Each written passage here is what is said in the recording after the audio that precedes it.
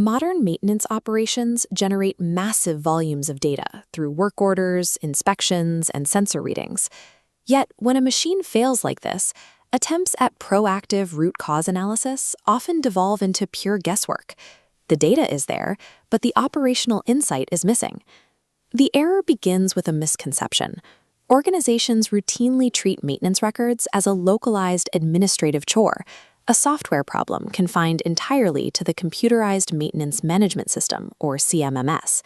In reality, this approach creates fragmented data silos. Vital machine history is captured, but it immediately hits an operational dead end because it isn't structured to interact with the rest of the facility. Simply purchasing a new software platform guarantees you will generate administrative activity. It does not guarantee you will produce the reliable evidence needed to prevent breakdowns. Solving this requires Maintenance Information Management, or MIM. This practice is entirely separate from basic data entry discipline. MIM is the organizational governance practice of structurally converting scattered daily maintenance activities into trusted, verifiable evidence. The objective is to shift a maintenance department from being activity-driven, focused merely on closing out tickets, to becoming decision-driven. Before any advanced predictive analytics or AI tools can be trusted, the underlying data architecture must be strictly defined and governed. Treating your data structure with the exact same engineering rigor applied to physical machine design is the only reliable path to achieving true asset reliability. This diagram shows Asset Information Management, or AIM, as the broad system managing all information across an asset's entire lifecycle. Maintenance Information Management sits at the core-center of that system. Maintenance teams do not own all asset data, but they contribute the most vital operational and performance evidence to the broader organization. Organizing this evidence requires a rigid framework known as the tripartite data architecture. The foundation is master data, asset hierarchies, bills of materials, and supplier records. If this structural foundation is flawed, every subsequent reliability analysis will be wrong. Directly above sits reference data. This layer contains the rules, failure codes, priority levels, and work types. This layer acts as a filter. It enforces consistency across the system by eliminating the ambiguity of free text entries.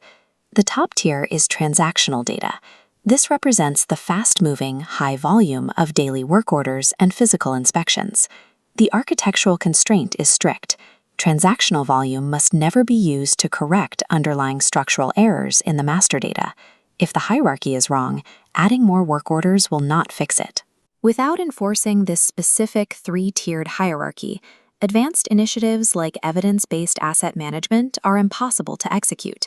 But that data architecture cannot remain a static model. It must interact continuously and seamlessly with the active physical production floor. A holistic approach to information management requires breaking down silos, forcing continuous collaboration between maintenance execution, plant operations, and IT infrastructure. Look at how IoT sensor networks integrate. Raw vibration and temperature data flows directly into the transactional layer of our stack. These raw inputs pass through the reference parameters to be standardized before securely linking to the master asset hierarchy at the base. This creates an immediate operational payout. Production teams view real-time asset health alongside maintenance, adjusting manufacturing schedules based on actual machine conditions. This shared visibility directly prevents the costly overuse of already stressed machinery. Integrating live operational data with a healthy information structure aligns maintenance directly with plant-wide production goals. Over time, even the best data stacks decay. To prevent this, the static architecture must be wrapped in a continuous governance lifecycle. First is define. This means specifying strict data requirements before any work begins, preventing inconsistent field entries entirely. Step 2 is collect. Data must be captured organically through standardized, natural workflows, like inspections and routine work execution. Step 3 is transform. Here, raw data is cleaned, normalized, and structured, so it actually becomes usable information. Step 4 is deploy. This cleaned information is actively fed into key performance indicators and root cause analysis workflows to guide maintenance actions. Finally, Step 5 is sustain. This involves enforcing routine data audits and exception reporting to maintain accuracy over the long term. Sustainment relies on role-based authorization controls.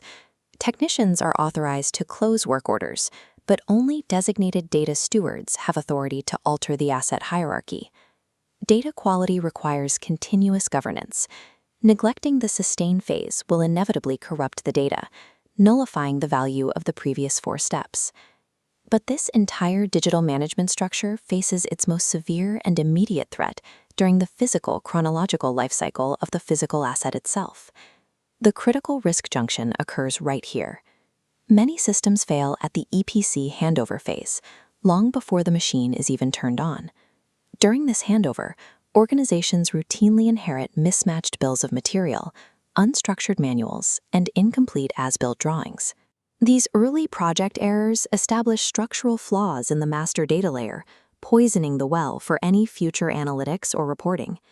If operational information is compromised during this initial handover, the machine's entire historical record will remain permanently misleading. When governed correctly, the operational output is precise.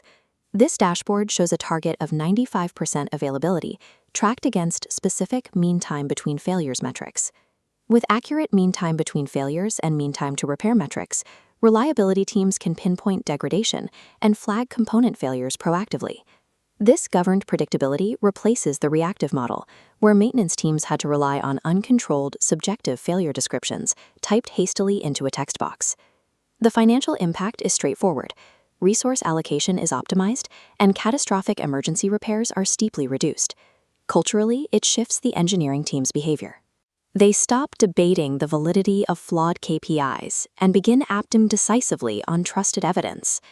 A strongly governed information system protects total asset value by connecting daily, individual maintenance tasks directly to overarching business outcomes. Uncontrolled data and incomplete work orders constitute severe governance failures that undermine operational reliability. Audit your own internal operations. Review your current data entry roles and role authorizations to see where your foundation might be cracking. Stop treating your CMMS as a standalone silo. Align it with the holistic lifecycle framework of your entire facility. The ultimate measure of successful information management is organizational decision confidence. When accurate information survives the entire asset lifecycle, an organization stops reacting to breakdowns and starts engineering reliability.